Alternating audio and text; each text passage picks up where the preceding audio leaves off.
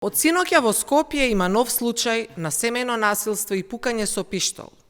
Уште колку жртви и што уште треба трагично да заврши за Панче Тошковски да си поднесе оставка.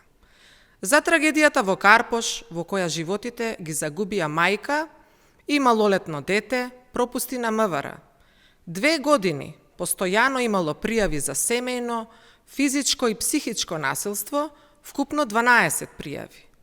МВР на Панче Тошковски имале сознанија, имале индиции за сериозен ризик, но со несоодветна и ненавремена реакција не ги заштитиле жртвите.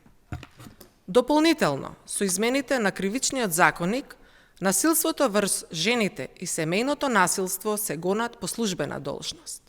МВР потврли во случајот во Велес и не реагираше навреме. МВР потврли во случајот со серискиот убиец во Старо Нагоричане. 2 години ги игнорирале пријавите на жителите дека сторителот се прикраднува во дворови и Демне. Причина: жртвите биле третирани како природна смрт. Не била правена обдукција, немало истрага. Проблемот почнува од врвот. Рацете ви се крвави. Оставка.